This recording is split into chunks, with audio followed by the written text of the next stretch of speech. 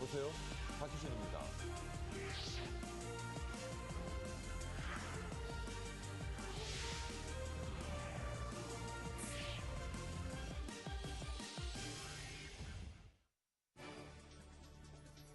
머니24 헤드라인입니다. 기업의 4분기 실적 발표 시즌이 본격화되면서 이에 대한 우려로 뉴욕 증시가 혼조세를 보였습니다. 버락 오바마 미 대통령이 의회가 다음 달 부채 한도 증액을 거부하면 경제 혼란을 촉발할 것이라고 경고했습니다. 우크라이나 정부가 국제통화기금으로부터 150억 달러 규모의 추가 대출을 추진하고 있는 것으로 전해졌습니다. 내수 불황 속에서 국내 완성차 업계의 경쟁이 심화되고 있습니다. 국내 기업들은 새 정부의 경제 민주화 정책이 기업 경영을 위축시킬 것으로 전망했습니다. 지난해 의료 관광을 목적으로 한 중국인의 방한이 크게 증가하고 있는 것으로 나타났습니다.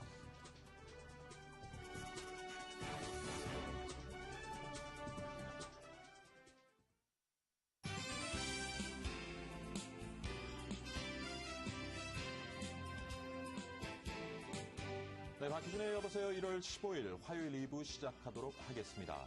2부에서는요, 한국 상품이 세계 시장에서 차지하던 1등의 자리를 최근 중국에게 내어주고 있다고 합니다. 엔화 가치의 폭락으로 기술의 일본은 가격의 일본으로, 가격의 중국은 기술의 중국으로 반전하면서 이들 사이에서 새로운 역차별 신세에 놓였다는 분석인데요. 잠시 후에 이 내용 살펴보도록 하겠습니다.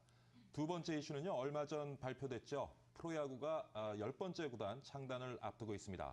KT 수원이 그 주인공으로 선정됐는데요. 프로야구 발전도 발전이지만 경제적으로도 엄청난 파급 효과가 있다고 합니다. 잠시 후 이 내용을요, 하일성 해설위원과 함께 살펴보도록 하겠습니다. 2부도 먼저 글로벌 마감 시황 살펴보면서 출발합니다. 김하빈 시황 캐스터가 전해드립니다. 김하빈 캐스터. 시황센터입니다. 오늘 뉴욕 증시 혼조세로 마감했는데요. 미국 기업 실적에 대한 관망세와 지난 2주 동안 이어진 랠리에 따른 부담감이 지수 상승을 막았습니다. 또한 애플주 급락과 함께 기술주가 약세를 보이면서 지수에 부담을 줬습니다. 지수별로 등락이 엇갈렸는데요. 이동통신주가 부진한 반면에 헬스케어주는 강세를 보였습니다. 자세한 뉴욕 마감 지수 보겠습니다. 다우지수 0.14% 상승하면서 13,507.32 기록했고요. 나스닥 지수 0.26% 약보합권에서 3,117.50 기록했습니다. S&P 500 지수 0.09% 소폭 하락하면서 1,470.68 기록했습니다. 유럽 마감 상황도 살펴보겠습니다. 유럽도 주요국 증시들 혼조세로 마감했습니다. 경제지표 부진 등으로 유로존 경기 침체가 예상보다 클 것이라는 우려가 작용했고요. 미국 기업들의 지난해 4분기 어닝 시즌에 대한 관망세가 나타나면서 증시를 혼조세로 이끌었습니다. 또한 지난해 11월 유로존 산업 생산이 예상을 하회한 것도 지수에 큰 영향을 끼쳤습니다. 유럽 증시 마감 지수 보겠습니다. 영국 FTSE 지수 0.22% 하락하면서 6,107선에서 마감됐고요. 독일 닥스 지수 0.18% 상승하면서 7,729선에서 마감됐습니다. 프랑스 CAC 지수 0.06% 소폭 상승하면서 3,708.25 기록했습니다. 아시아 확인하겠습니다. 어제 아시아 주요국 증시들 대부분 상승하는 모습이었는데요. 일본 증시는 어제 성년의 날을 맞아 휴장을 했습니다. 중국 상해 지수는 외국인 주식 투자 한도를 10배까지 확대한다는 가능성에 크게 올랐습니다. 또한 상해 종합 지수는 4.32% 급등했던 지난달 14일 이후 최대폭으로 상승했습니다. 아시아 증시 마감 지수 보겠습니다. 일본 니케이 지수 1.4% 상승하면서 1801.57 기록했습니다. 일본 니케이 지수는 11일자 마감 증시입니다. 중국 상해 지수는 3% 넘는 상승 보이면서 2311선에서 마감됐고요. 홍콩 항생 지수 0.64% 상승하면서 23,413.26 기록했습니다. 어제 원달러 환율 보겠습니다. 어제 외환시장에서 원달러 환율 닷새 만에 반등했는데요. 전일보다 1.4원 오른 1,056전 10원에 거래 마쳤습니다. 지금까지 시황센터였습니다. 네, 김하빈 캐스터와 함께 지수 중심으로 글로벌 마감 시황 살펴봤고요. 이번에는 머니국의 장남식 기자 전화 연결해서 관련 내용 자세히 한번 분석해 보도록 하겠습니다. 장남식 기자. 네, 머니국입니다. 오늘 뉴욕 증시와 유럽 증시 모두 혼조세로 마감했습니다. 뉴욕 증시는 다우 지수만 소폭 올랐고 나스닥 지수와 S&P 500 지수는 소폭 하락했습니다. 투자자들은 기업들의 본격적인 실적 발표와 벤 버냉키 연방준비제도 이사회 의장의 연설을 앞두고 관망세를 보였습니다. 벤 버냉키 의장은 연설을 통해 양적 완화 종료 시기에 대한 발언을 할 것으로 예상되고 있는데요. 이달 초 공개된 연방공개시장위원회 회의록에 따르면 일부 연준 위원들이 올해 안에 국채 매입 프로그램을 중단할 것을 건의한 것으로 알려졌습니다. 한편 애플은 아이폰 5 수요 부진으로 부품업체의 생산량 감축을 지시했다는 소식에 11개월 최저가까지 떨어졌습니다. 애플이 3.57% 급락하면서 나스닥 지수의 약세를 이끌었습니다. 유럽 주요 증시 역시 경제지표 부진 등으로 유로존 경기 침체가 예상보다 클 것이라는 우려가 작용하면서 혼조세를 보였습니다. 유로존의 지난해 11월 산업생산이 예상보다 저조한 수치를 나타냈는데요. 지난해 11월 유로존 산업생산은 0.3% 감소한 것으로 나타났습니다. 당초 시장에선 0.2% 증가를 예상했는데요.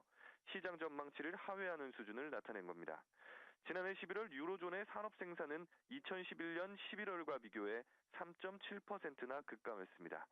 전문가들은 이를 지난해 4분기 유로존 성장세의 위축 정도가 생각보다 심각하다는 사실을 증명하는 것으로 분석했습니다.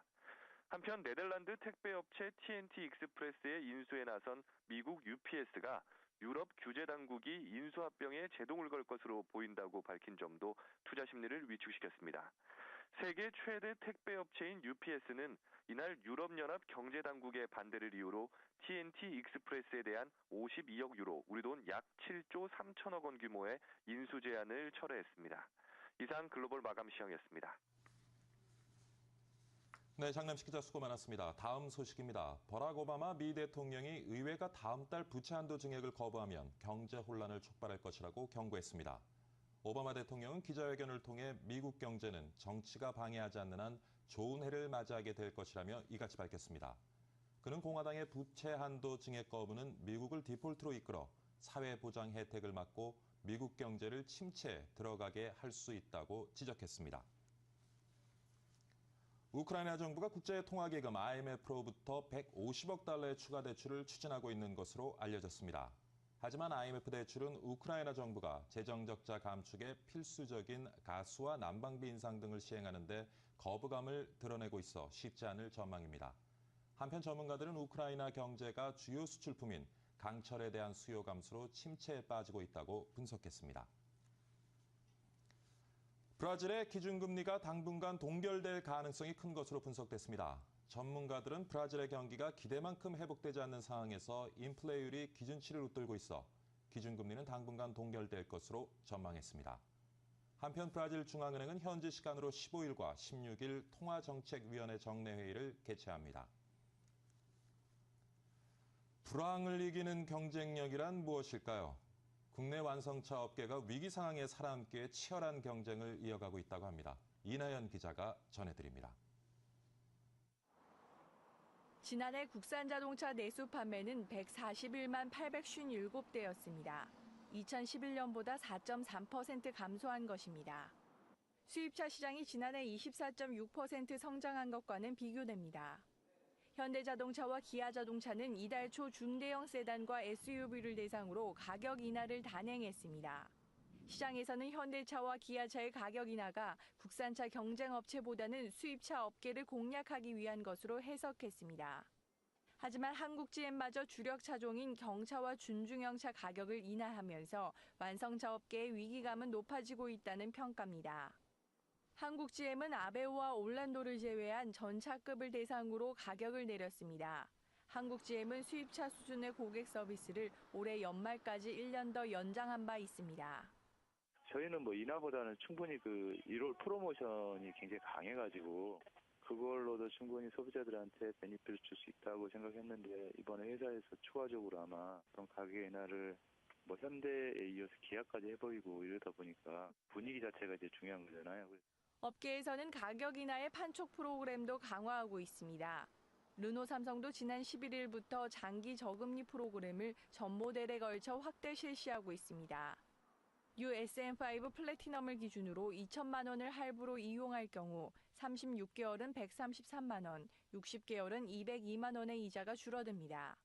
쌍용 자동차도 내 마음대로 할부 프로그램과 출고 경험이 있는 고객 또는 보유 고객이 재구매하면 추가 할인 혜택을 주는 로열티 프로그램도 운영하고 있습니다. 국산차 업계의 생존 전략이 불황을 이겨낼 수 있을지 주목됩니다. M머니 이나연입니다. 국내 기업의 상당수가 새 정부의 경제민주화 정책이 기업 경영을 위축시킬 것으로 내다봤습니다. 현대경제연구원이 국내 100대 기업을 설문조사한 결과 76.3%가 경제민주화 정책 시행으로 경영이 위축될 것이라고 답변했습니다. 반면 별 영향이 없을 것이란 기업은 15.3% 불과했고 경영 여건이 개선될 것으로 본 기업은 8.5%였습니다. 지난해 중국인의 한국 의료 관광이 전년보다 약 77% 늘어난 것으로 확인됐습니다. 주중 한국 대사관에 따르면 지난해 베이징을 비롯해 선양, 상하이 등 주중 공관에서 발급한 의료 관광 사증은 3천여 건으로 재작년보다 1,300여 건 증가했습니다. 지난해 중국인의 한국 의료 관광 가운데 여성의 성형수술 수요가 가장 많았고 베이징과 상하이, 광저우, 저장성 등 부유층이 주 고객인 것으로 알려졌습니다. 미래에셋생명이 상장을 추진한 지 지금 3년이 흘렀죠. 올해는 상장이 가능할지 최은진 기자가 알아봅니다. 지난해 말 미래에셋생명 최연만 부회장은 직원들 종무식에서 2013년엔 반드시 상장하고 말 것이라며 강한 의지를 밝혔습니다. 삼성생명과 동양생명은 상장에 성공했지만 미래에셋생명은 부진한 실적과 업황 때문에 번번이 연기됐습니다. 올해는 과연 상장할 수 있을까? 업계에서는 미래에셋생명의 부진한 실적을 여전히 지적합니다. 미래에셋생명의 지난해 반기순이익은 201억 원으로 2011년 같은 기간과 비교해 절반가량 줄었습니다. 계속 이제 성장한다라는 모습을 심사 때 어필을 해야 되는데요. 이게 실적이 정체가 되거나 꺾이게 되면 그런 모습들을 설명하기가 어려워지니까 이제 그런. 민원 건수도 가장 많았습니다. 미래에셋생명은 지난 2009년부터 지난해 상반기까지 불안전 판매 관련한 민원 건수가 1,411건으로 최다였습니다. 금융감독원 역시 미래에셋생명의 경영 여건 등을 우려해 지난해 경영 개선 확약서를 요구했습니다. 경영 개선을 회사가 마련을 해야 되는데 감독원에서 이렇게 이러한 걸 상호 협의를 해서 감독원도 이제 지켜볼 테니까 대표가 사인해서 잘 하도록 하겠다, 뭐 이런 겁니다. 금감원이 미래에셋생명에 요청한 개선 항목은 설계사 정착률과 보험 유지율, 그리고 사업비 집행률이었습니다. 업계 관계자는 미래에셋생명의 금감원이 개선 요청한 항목들이 보험사를 평가할 때 매우 중요하게 쓰여지는 요소들이라고 말합니다. 정착률이나 유지율이나 이런 부분들이 보험사를 평가할 때 좀 중요하게 평가가 되는 건가요? 중요한 요소시죠. 정착률은 결국 이제 그 계약 기재하고도 관련이 있고 유지율이라는 거는 결국은 깨끗한 계약을 하자. 미래에셋생명이 상장하기 위해서는 이미지 회복과 실적 개선이 시급해 보입니다. M머니 최은진입니다. 애플이 아이폰 부품 주문 물량을 대폭 줄였다고 월스트리트 저널이 보도했습니다. 월스트리트 저널은 예상보다 저조한 아이폰 5의 판매로 올해 1분기 아이폰 5의 스크린 주문 물량이 당초 계획보다 절반가량 떨어졌다고 전했습니다. 한편 애플은 지난해 3분기 전 세계 스마트폰 시장의 14.6%의 시장 점유율을 기록했습니다. 이는 지난해 1분기 23%보다 시장 점유율이 많이 떨어진 것입니다. 일본 도요타 자동차가 지난해 전 세계에서 가장 많은 자동차를 판매하며 2011년 GM에 내줬던 1위 자리를 되찾았습니다. 도요타의 지난해 자동차 판매 대수는 970만 대로 추정됩니다. 한편 GM은 지난해 판매 대수가 929만 대로 공식 집계됐다고 밝혔습니다. 최근 전세 기간이 만료된 세입자들이 재계약을 하려면 2천만 원 정도 더 필요하다는 조사 결과가 나왔는데요. 오른 전세금을 부담하기 어려운 세입자들이 많다 보니 월세로 전환하는 세입자가 늘고 있다고 합니다. 장남식 기자입니다. 2011년 전국의 전세 가격이 12% 넘게 급등했습니다. 지난해에도 전국의 전세 가격은 2.4% 상승했습니다. 전세 가격이 2년 연속 오르다 보니 재계약을 앞둔 세입자들의 추가 부담이 만만치 않은 상황입니다. 최근 한 부동산 정보업체의 조사 결과 전국의 전세 가격이 2년 전보다 평균 2,048만 원 오른 것으로 나타났습니다. 전세 재계약을 위해서 2천만 원 정도가 더 필요하다는 얘기입니다. 상황이 이렇다 보니 오른 전세금을 부담하기 어려운 세입자들이 전세값 상승분을 월세로 전환하는 반전세가 늘고 있습니다. 최근에 월세 비중이 좀 늘어가고 있는데 그중에 이제 반전세 비중이 조금씩 늘어나고 있는 특성인 것 같습니다. 최근 국토해양부의 자료에 따르면 2년 동안 주택임대 시장에서 전세의 비중은 꾸준히 줄어든 반면 월세는 꾸준히 증가했습니다. 전문가들은 앞으로도 전세를 반전세나 월세로 전환하는 세입자들이 더 늘어날 것이라고 전망했습니다. 2, 3월에 전세 재계약 물량이 몰려있기 때문입니다. 최근 전세가 상승으로 재계약 시 목돈이 들어가는 경우가 많아 전세금의 일부를 월세로 부담하는 반전세가 증가하고 있습니다. 또한 전세난이 가중돼 월세로 전환하는 경우도 늘고 있어 이러한 현상은 앞으로 지속될 것으로 보입니다. 앞으로도 전세가 상승이 당분간 지속될 것으로 보여 세입자들의 월세 전환은 늘어날 전망입니다. 엠머니 장남식입니다. 정부가 2004년부터 검토한 담배값 인상을 다시 추진하고 있습니다.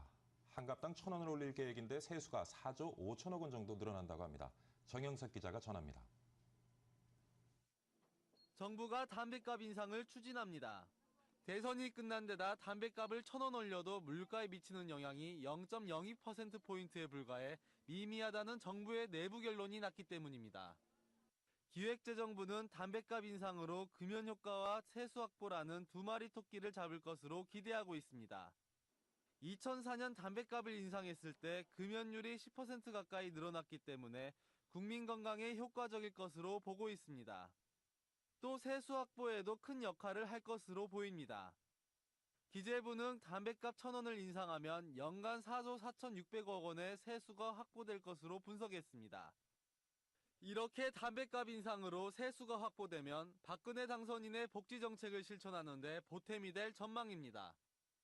현재 2,500원짜리 담배에는 담배소비세, 지방교육세, 부가가치세 등 세금이 1,188.77원이 붙어 있고 국민건강증진기금, 폐기물 부담금 등 부담금이 361원이 있습니다. 이 때문에 담배값 인상으로 판매량이 10%가 줄어도 세수와 각종 부담금은 늘어날 것으로 예상됩니다. 특히 담배값 1,000원을 인상해도 물가는 0.02%가 오르는데 그칠 것이라는 분석이 나와 물가 상승에는 영향을 미치지 않을 것으로 보입니다. 엠머니 정영석입니다.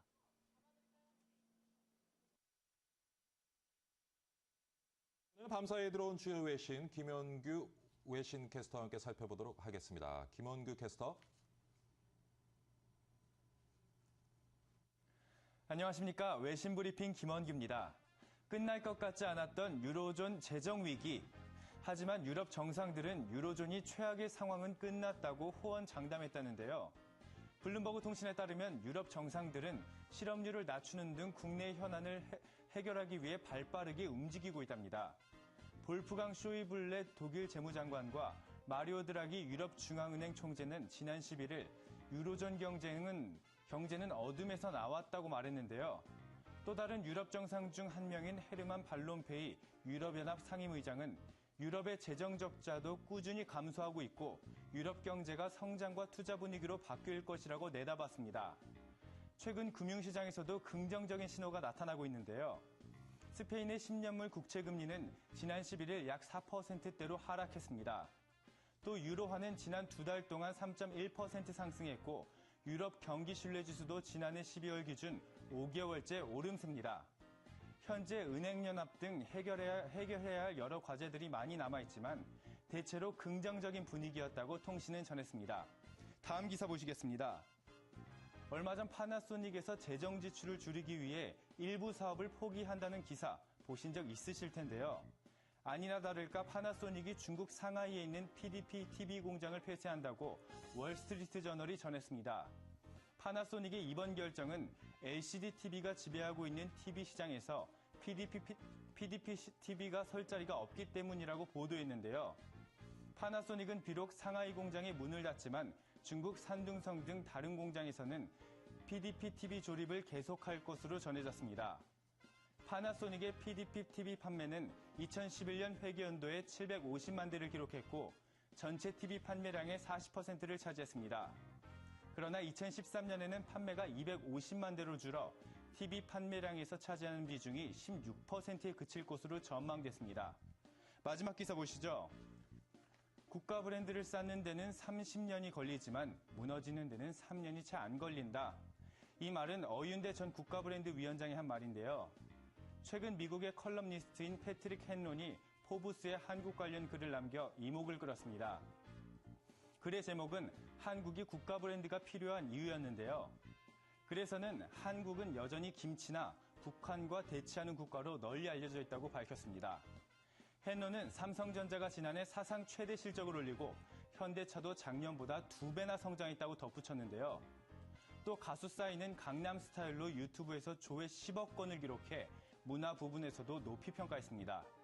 하지만 이런 한국의 다방면 성장은 역사가 깊지 않기 때문에 국가 브랜드의 인지도는 아직 부족하다고 강조했는데요. 헨론은 오랜 역사를 자랑하는 제품들이 국가 브랜드를 형성하는데 일본은 고급 제조업 이미지, 독일은 엔지니어링, 프랑스는 패션 국가로 인식돼 있다고 강조했습니다.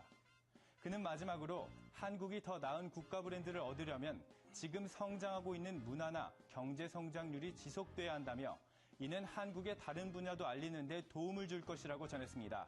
지금까지 외신 브리핑이었습니다.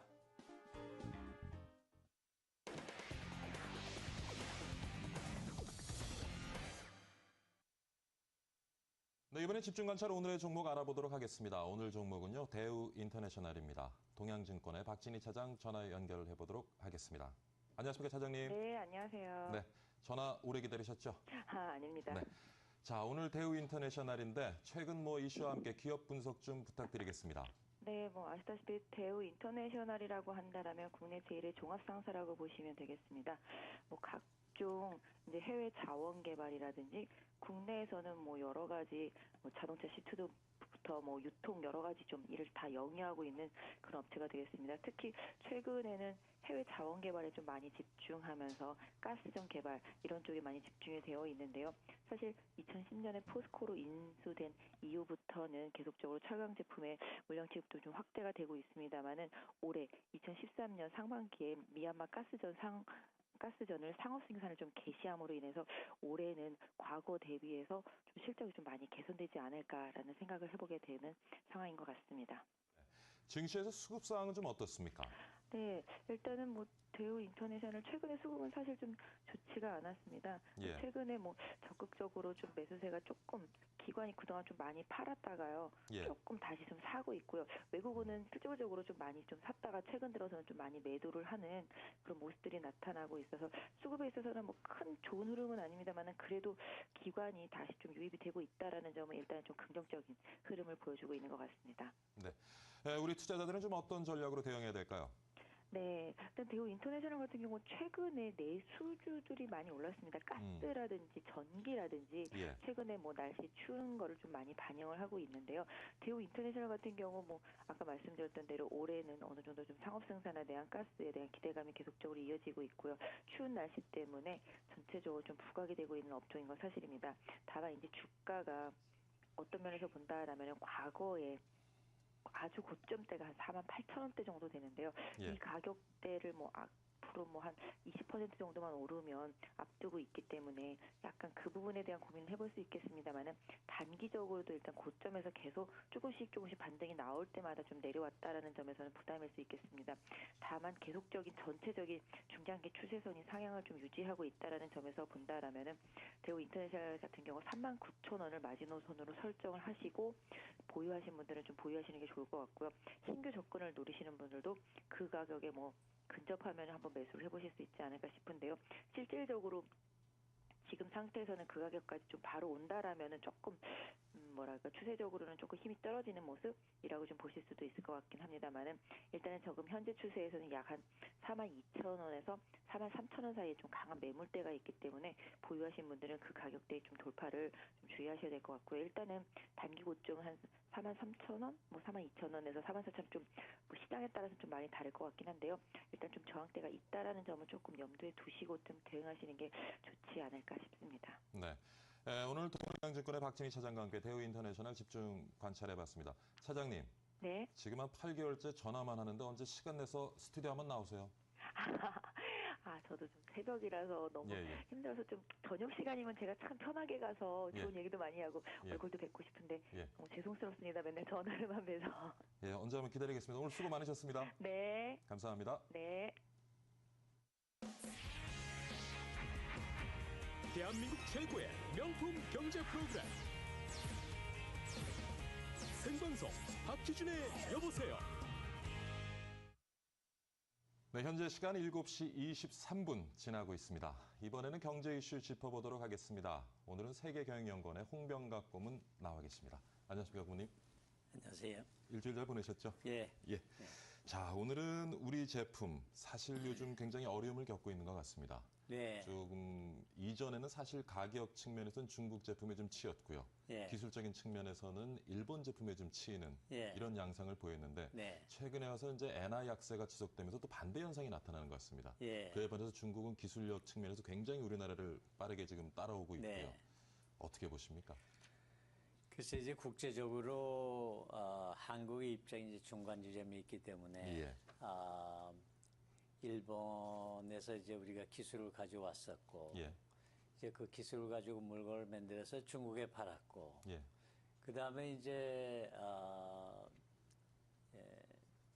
중국에 들어가서 싼 노동력을 이용해서 이제 그 물건을 제품을 만들어서 이제 미국이나 유럽에 수출을 했고 근데 그 과정에서 이제 한국 기업들이 중국에 진출을 했을 때는 이제 그 원료를 한국에서 많이 가져가지 않았습니까? 중국에서 안 됐기 때문에. 근데 중국에서는 이제 또 중국대로 자기네 이제 욕심이 있잖아요. 그래서 그걸 요새 뭐 차이나 인사이드라고 그러는데 이 메이드 인 코리아처럼 메이드 인 차이나를 중국 정부에서 많이 장려하고 그래서 한국 기업들이 사실 들어가서요. 중국의 중국 안에서 부품 조달을 시작했거든요. 그래서 거기다가 기술 노하우도 전하고 우리가 프로모션을 했다고요, 사실은. 그래서 차차 중국도 이제 그 부품을 이제 만들게 되고 이제 개발이 되고 그래서 서로 윈윈 시츄에이션인데 그다음에 이제 어떤 현상이 벌어지느냐. 우리가 만들고 있던 물건을 중국이 만들기 시작했거든요. 그래서 이게 산업의 발전, 국제 경제에서의 그 협력 관계 이것이 필연적으로 일어나는 현상이 아닌가.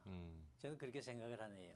사실 지금 이제 엔저 현상으로 인한 미국, 일본 제품과의 이제 가격 경쟁력 문제는 또 뭐 일시적인 현상이라고 치부하더라도 사실 지금 중국과에 있어서 기술력 문제는 상당히 우리가 좀 고심해야 될 부분이 아닌가 싶습니다. 지금 보면은 우리나라 세계 1위 수출 품목이 2007년에 62개였습니다. 지속적인 증가 추세에 있다가요. 여기 통계를 보니까 2009년에는 이제 73개 종목이다가 그때부터 지속적으로 하향 추세에 있습니다. 그래서 작년 통계를 보니까 61개로 다시 떨어졌습니다. 그런데 우리가 세계 시장에서 수출 1위 품목을 어디다 뺏겼냐면 중국에 뺏겼어요. 그러니까 보니까 지금 일부의 IT 제품하고요. 그다음 특히 이제 석유화학, 철강 제품은 굉장히 많은 부분을 글로벌 시장에서 중국 제품에게 좀 잠식당하고 있는 것 같습니다. 기술 수준이 비교적 얕은 제품들은 자연히 가게 돼 있거든요. 근데 그걸 막을 수가 없어요. 그러니까 한국의 입장에서는 과거에 일본이 그랬습니다. 일본이 이제 미국의 기술을 가져와서 이제 미국의 기술을 이제 잡아먹었는데 이제 그렇게 되니까 미국의 입장에서도 마찬가지예요. 새로운 기술 개발을 해야 되거든요. 한국의 입장도 기술 수준이 얕은 거는 중국이 가져가게 돼 있으니까 새로운 이제 그 기술을 개발해야 되죠. 지금 중국이 가져간 저 제품들을 보면은 비교적 기술 그 레벨이 얕은 제품들이거든요. 예. 그러니까 우리는 숙명적으로 이제 부가가치, 예. 또 고기술 일로 나가야죠. 그래서 그러한 뭐 산업의 소위 시프트 아닙니까? 예. 이제 미국에서 일본으로 왔고, 일본에서 한국으로 왔고, 한국에서 이제 중국으로 가고 있거든요. 예, 예. 그러니까 그런 입장에서 보면은 우리가 고민은 많이 되지만은 이게 또 우리 자체의 그 기업의 체질, 예. 경제의 체질을 개선하는 데도 도움이 되지 않을까 생각합니다. 그런 면에서 볼 때는 우리 한국 경제도 하나의 새로운 이노베이션을 해야 되고, 예. 이제 그렇게 되면은 기술 개발 이노베이션 하면 사람이 중요해지거든요. 예, 예. 그러면 한국 기업의 소위 매니지멘트도 달라져야 되고, 이제 탈바꿈을 해야죠. 그런 이제 숙제를 안고 있지 않냐 생각이 드네요. 네. 사실 이제 우리가 기존에 가지고 있던 제품에서는 기술력 측면에서 중국 기업들이 많이 이제 따라오고 있고요. 예. 그러다 보니까 지금 고모님 말씀하신 대로 어떤 기업에 있어서도 새로운 먹거리를 찾기 위해서 패러다임의 전환이 필요하다. 그렇죠. 그러면서 지적하신 부분이 우리 한국 기업들의 경영 체질. 예. 무엇이 제일 문제라고 보시는지? 아직도 한국의 기업은 이 위에서 내려오는 기업이거든요. 예. 저 체제거든요.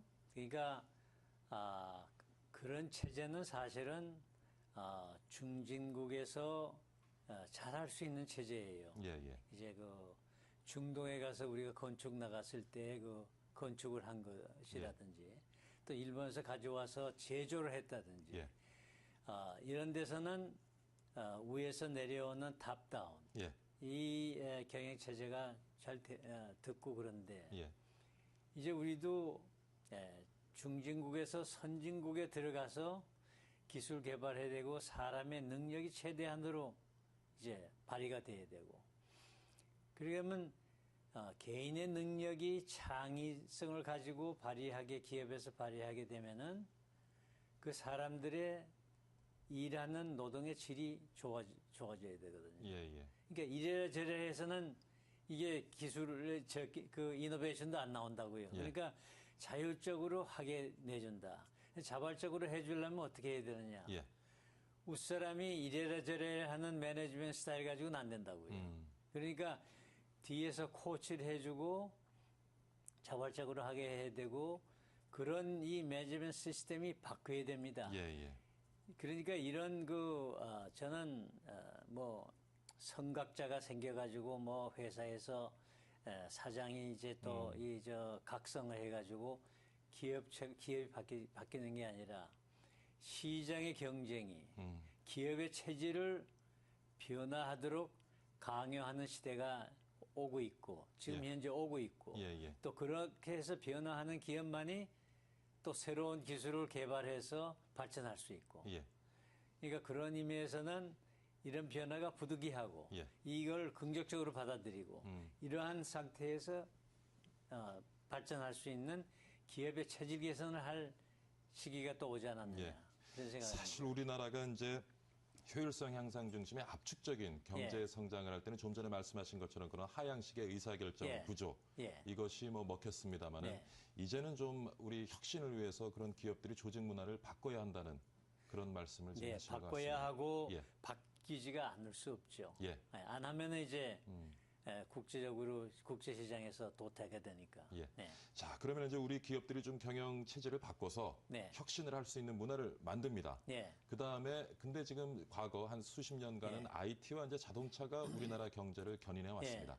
앞으로는 어떤 산업이 우리나라를 좀 견인해 나갈 당분간은 계속해서 이제 그런 IT 산업이 계속되리라고 이렇게 보고, 한국의 이제 주력 사업인 이제 스마트폰이라든지 타블렛 PC든 이런 게 계속해서 이제 주도해 나갈 것 같은데요.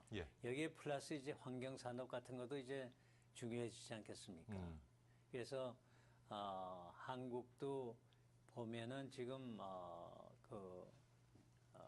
미국에서 이제 뭐 애플이나 이제 이 마이크로소프트 같은 데서 이제 소프트웨어를 많이 가지고 했는데 그러한 그 이노베이션이 많은 제품을 개발을 해야겠죠. 네. 기존에 이제 IT도 계속 우리가 가져가야 될 산업이 될 것이고 그거와 그렇죠. 접목하는 이제 환경 산업도 굉장히 좋은 성장 동력이 될 수 있을 것이다. 그 요새는 플랫폼이라는 얘기도 많이 하는데요. 그렇죠. 그러니까 여러 가지 그 IT를 종합한 하나의 제품.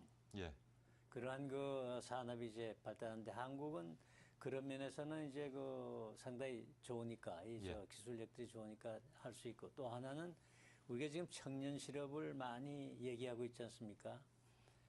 근데 이제 새로운 이노베이션은 청년들에게 나오거든요.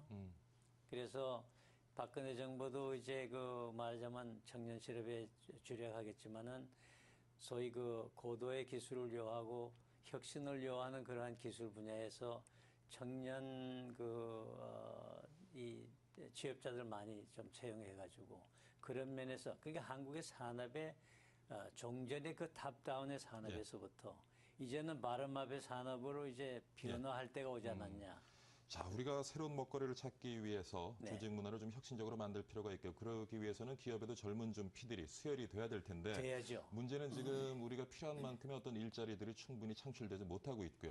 일부에서는 우리 정부가 가지고 있는 여러 가지 규제들 때문에 사실은 생산을 비롯해서 많은 우리 산업 관련돼서 필요한 기지들을 좀 해외로 오히려 지금 국내 생산 기지를 두는 것보다 이전에는 뭐 동남아 중국이었습니다. 지금은 오히려 미국에 두는 것이 더 인건비를 절감할 수 있고 고용 유연성을 높일 수 있다는 견해도 있습니다. 그렇습니다. 그러니까 지금 보면은 우리가 일본에서 배울 게 많거든요. 일본에서 많이 기술을 한국에도 뺏기고 그래서 뺏기고 난 다음에 일본에서 이제 중국의 현지 공장을 가고 이번에 보니까 패나소닉도 공장을 이제 TV 공장 폐쇄한다고 그러는데 그래가지고 이제 갈 데가 없으니까 이제 고부가가치의 그 하이테크로 일본도 돌아가거든요.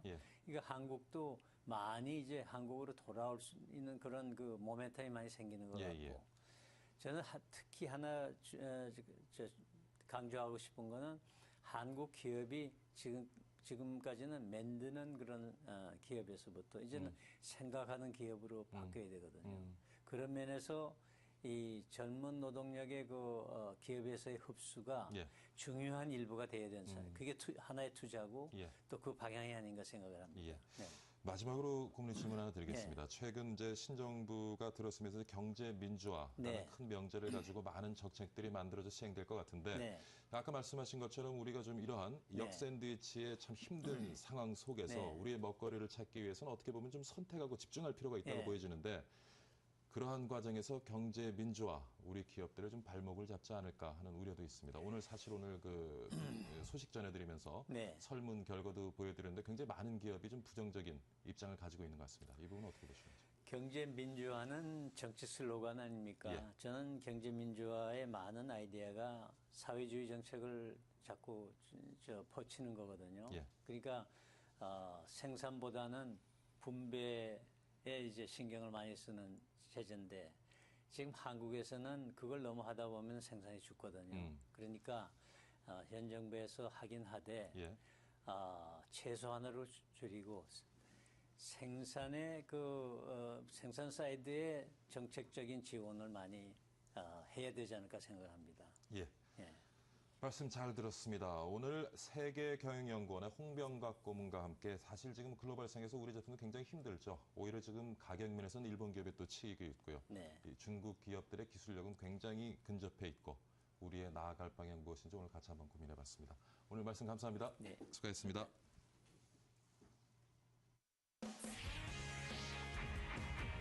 대한민국 최고의 명품 경제 프로그램 생방송 박희준의 여보세요. 네, 지금 현재 시간 7시 36분 지나고 있습니다. 여러분, 야구 좋아하시죠? 한국 프로야구가 수원 KT의 참여로 2015년부터는 10개 구단의 시대가 열리게 됐다고 합니다. 이 10구단은 야구인들의 오랜 수건이기도 했죠. 이 프로야구 10개 구단 시대가 가지는 의미 무엇이고 또 앞으로 달라지는 것은 무엇인지 같이 한번 살펴보도록 하겠습니다.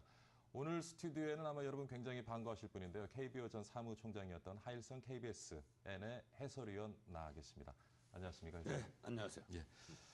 제가 올해 45인데요. 제가 중2 때 아마 프로야구 시대가 개막이 된 것 같습니다. 그 이후로 그렇죠. 참 네. 오랫동안 프로야구가 제 인생의 한 부분이었고요.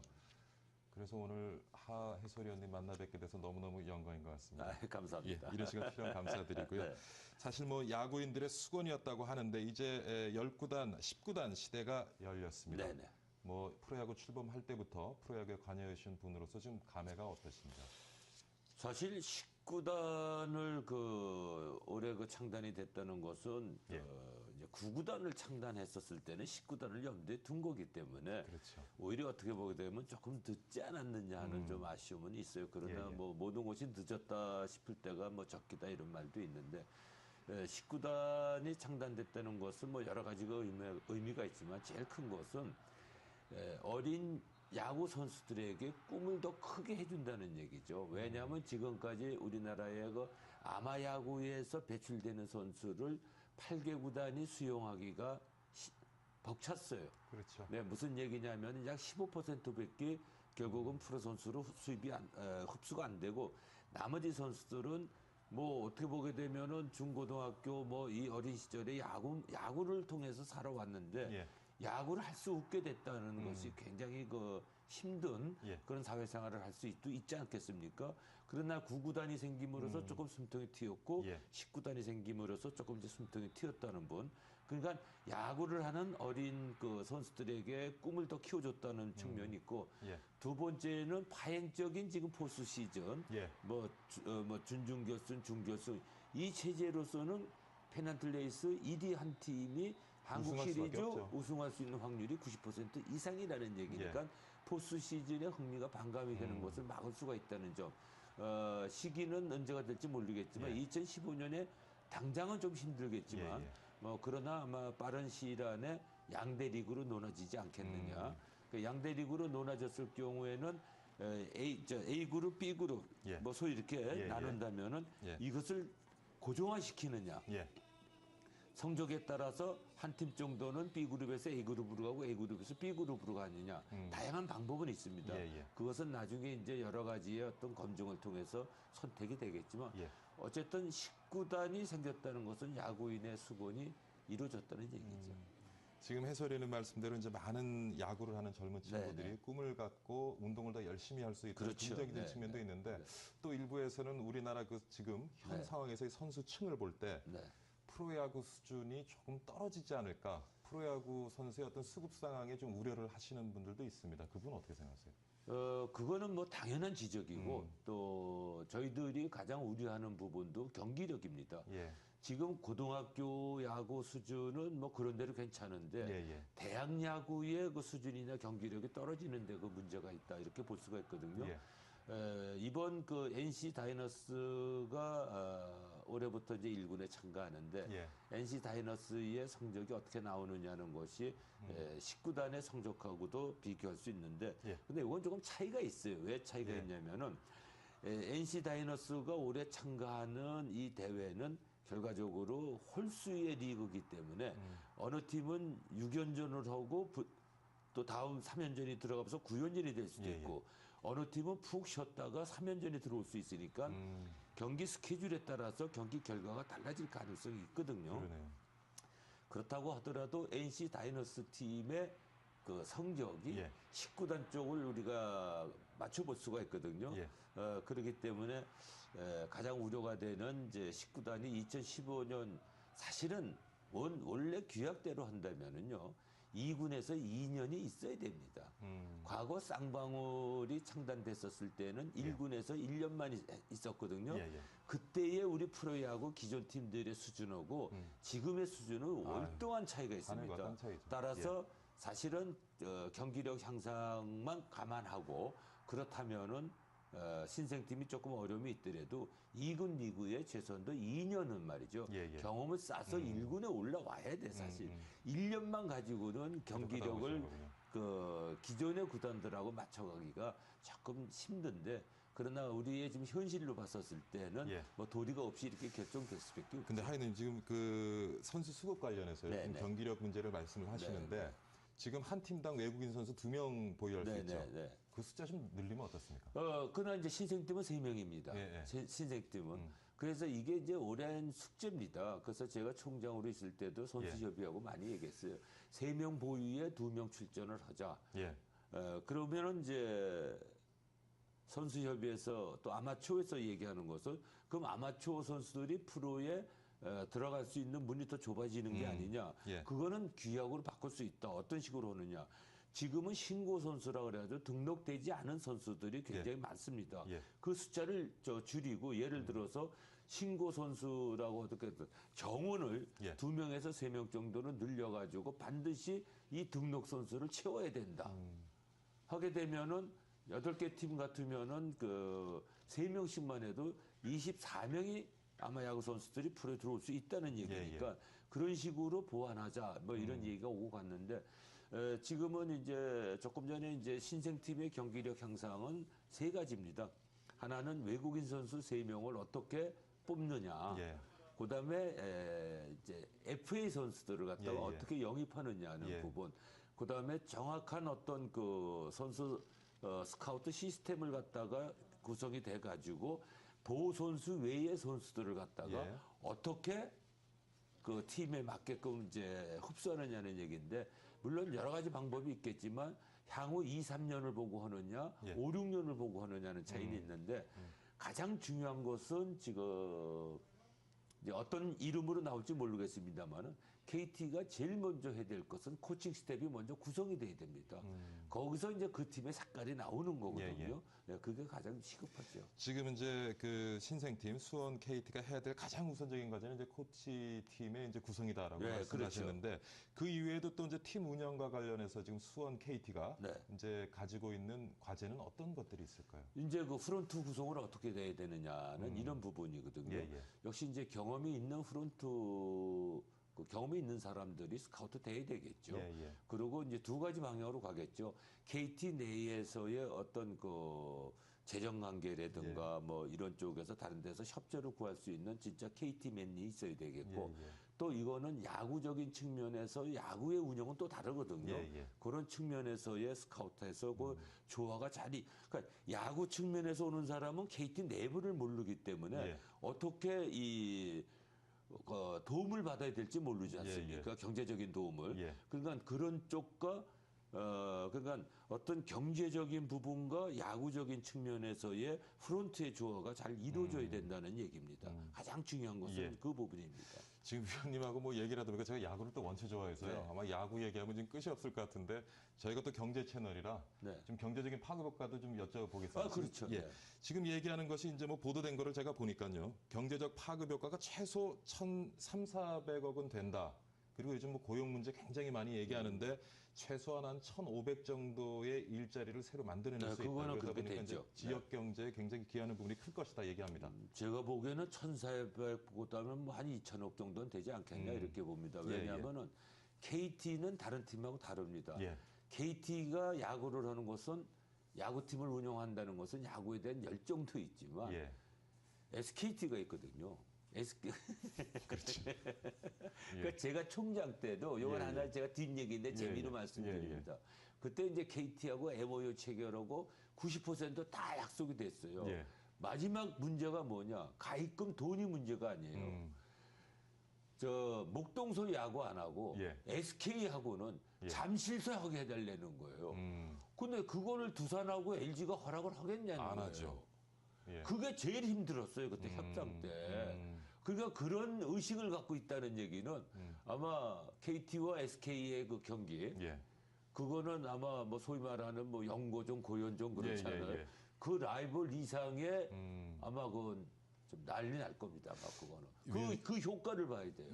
지금 사실은 이제 또 두 기업이 이동통신 업계에서 또 강자 자리를 차지하고 있고 그다음에 또 지역 연고지도 지금 인천과 수도권이고요. 그래서 굉장히 아마 그 두 기업 사이에 또 야구단 사이에 재밌는 게임이 될 것 같은데. 아주 이건 극단적으로 얘기한다면은 내가 만약에 KT의 고위 관계자다면 야 다른 데는 다 줘. SK만 잡아. SK만 잡아.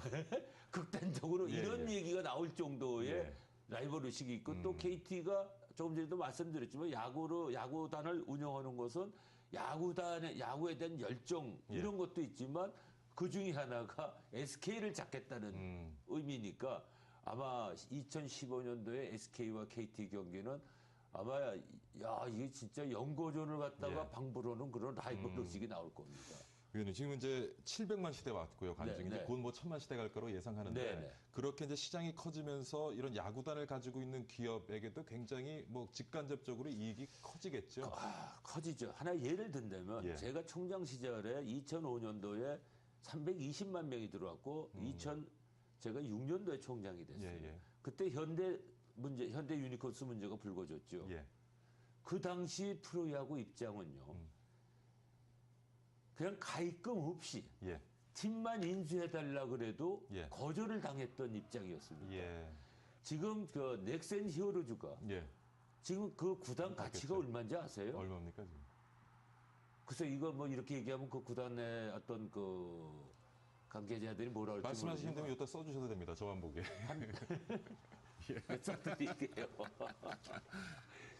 이 정도 가치가 지금 나옵니다. 아이고, 엄청나네요. 왜냐하면 제가 이거 작년에 모 어떤 그룹에서 넥센에 대해서 좀 알아봐 달라고 그랬는데 그러니까 엄청 넥센이 그 정도면 지금 인기 구단 뭐 삼성이나 롯데 같은 경우는 이 가치가 엄청난 거죠. 그래서 저는 넥센이 저렇게 훌륭하게 성장하고 이제 뭐 4강에 갈 정도로 전력이 올라오를 때 보면 뭐 다른 팀에 대한 애정도 있지만 전 또 넥센에 대한 애정은 왜냐하면 그때 7개 구단으로 사실 현대 유니콘스가 사실은 그 거의 와야 되고 7개 구단 체제로 가기로 됐는데 KT하고 다 되는 걸로 알고 있다. 그것이 안 됐는데 정말 넥센은 삼성의 오승환 선수 정도의 진짜 구원 투수였습니다. 그래서 저는 개인적으로 굉장히 넥센에게 고마운 마음을 갖고 있죠. 그렇군요. 자, 이제 위원님이나 뭐 저도 사실 굉장히 야구를 좋아하는 사람으로서 이제 우리가 원하는 19단 체제가 이제 만들어질 것 같은데 앞으로 19단 체제가 좀 계속 유지되고 정착되고 앞으로는 뭐 19단이나 12개, 14개가 만들어지기 위해서 프로야구계가 좀 가져갈 그거는요. 이제는 19단 체제가 됐잖아요. 이제는 프로구단에서 다른 거 이제 야구장 문제도 거의 다 해결됩니다. 이제 25,000석 이상의 이제 그런 최신식 야구장으로 다 되니까 운동장 문제는 어느 정도 해결됐다고 그러고 이제는 아마야구에 프로가 눈을 돌려서 모든 역량을 아마야구의 그 선수층을 두텁게 하고 발전을 위해서 총력을 해야 될 때입니다. 그래서 향후 5년 이후에 또 우리가 또 12개 구단으로 갈 수 있는 체제를 갖추려면은 지금보다는 아마야구의 팀 수가 지금보다는 2배 반에서 3배 가야 됩니다. 그래서 저변을 놀려야 되는데 그러기 위해서는 실업야구가 부활이 돼야 된다고 생각합니다. 실업야구의 부활이. 네. 자, 뭐 어느덧 지금 위원님하고 정신없이 얘기다 보니까 시간이 다 된 것 같습니다. 오늘 저 하일성 해설위원과 함께 이제 19단 체제가 만들어졌는데 앞으로 19단 체제가 가져가야 될 과제 같이 한번 짚어봤고요. 그리고 경제적인 효과도 같이 한번 살펴봤습니다. 이른 시간 출연 감사드립니다. 오늘 즐거웠습니다. 네, 박희준의 여보세요 1, 2부 여기서 모두 마치도록 하겠습니다. 새해 들어서 금연 결심 세우신 분들 많으시죠? 저도 사실 새해 들면서 결심했다가 이틀 만에 또 결심이 무너지긴 했습니다만 올해는 그 결심 지키는 분들 좀 늘어나지 않을까 생각됩니다. 그동안 논란이 계속돼 왔었는데요. 담배값 인상이 드디어 올해는 현실화될 것이라는 보도가 나오고 있습니다. 이 소식에 담배 무는 분들도 있을 거 아닌가 모르겠는데 자, 활기찬 하루 보내시고요. 저는 내일 다시 건강한 모습으로 찾아뵙겠습니다. 시청해주신 여러분 정말 감사드립니다.